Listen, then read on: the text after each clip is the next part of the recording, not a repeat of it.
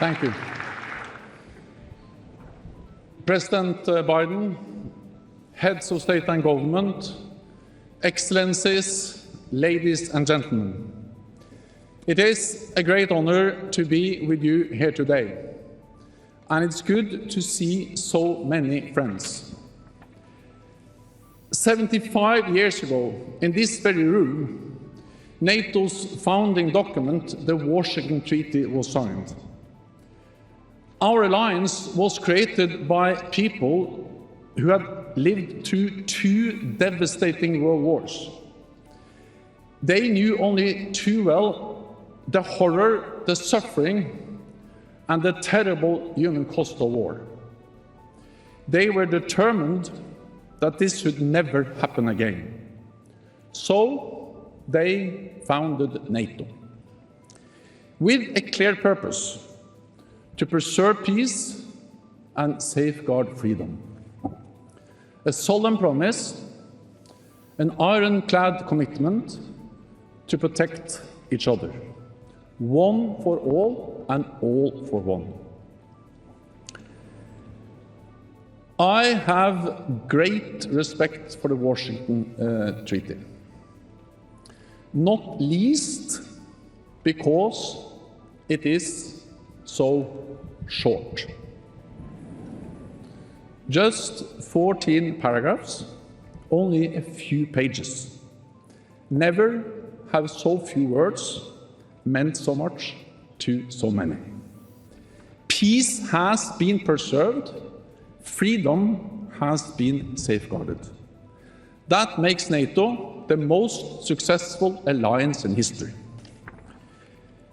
When I arrived at NATO 10 years ago, I was told that while it may be the most successful alliance in history, it was not the longest lasting. That honor belonged to the Delian League of ancient Greek city-states. But the League lasted 74 years. So in this 75th anniversary of our alliance, we can finally say that NATO is not only the most successful and the strongest, but also the longest lasting alliance in history.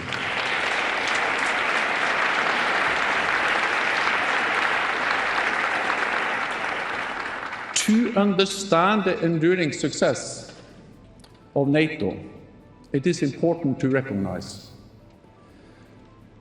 our transatlantic alliance was never a given. On the contrary, it is a result of deliberate choices and difficult decisions. Starting with NATO's creation.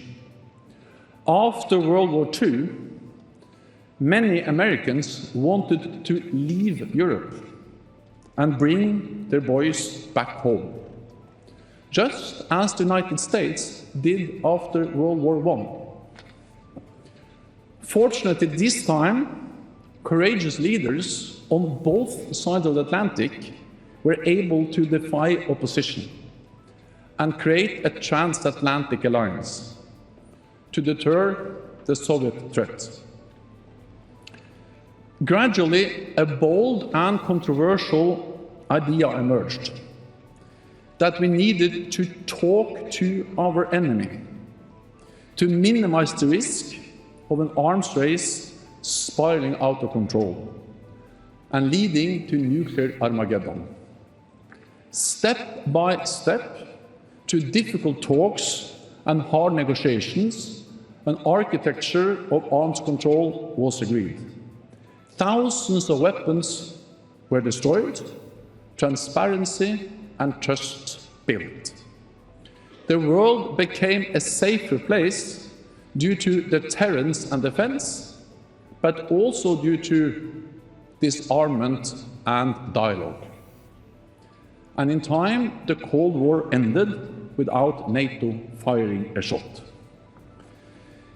This opened an historic window of opportunity and brought us to another critical decision: whether to enlarge NATO and welcome all adversaries as new allies. The countries of the former Warsaw Pact had already made their choice. They all wanted to join our alliance. Towering personalities like Lech Walesa and Václav Havel led the way. The question was whether we were ready to open our door. Some feared that enlargement would dilute and weaken NATO and provoke Moscow.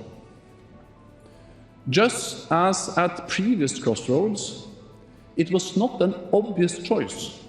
It was not an easy decision, and it took time. But in the end, we stood up for the right of every nation to choose its own path. We opened NATO's door. Hardly any decision in modern history has changed Europe more profoundly. NATO enlargement unified Europe in a way that was previously unthinkable, paved the way for EU integration, and brought peace and prosperity across the continent. Allies showed clarity and determination then, as we must continue to do now. Russia's war against Ukraine is the biggest security crisis in generations. Ukraine has shown remarkable courage, and NATO allies have provided unprecedented support. But let's be honest, not even our support for Ukraine has been a given. It is not straightforward, because our support comes with costs and risks. The reality is there are no cost-free options with an aggressive Russia as a neighbor.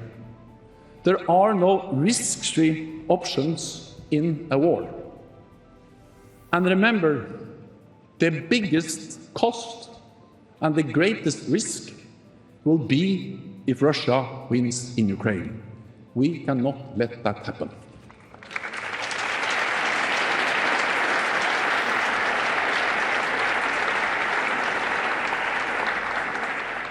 Not only would it embolden President Putin, it will also embolden other authoritarian leaders in Iran, in North Korea, and China.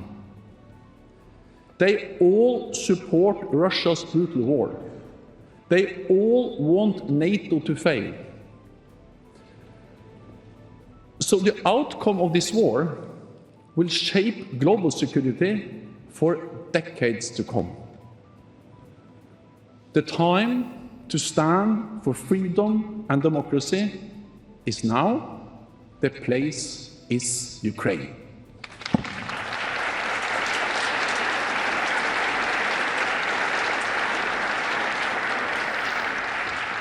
Over the last 75 years, the transatlantic relationship has weathered many storms.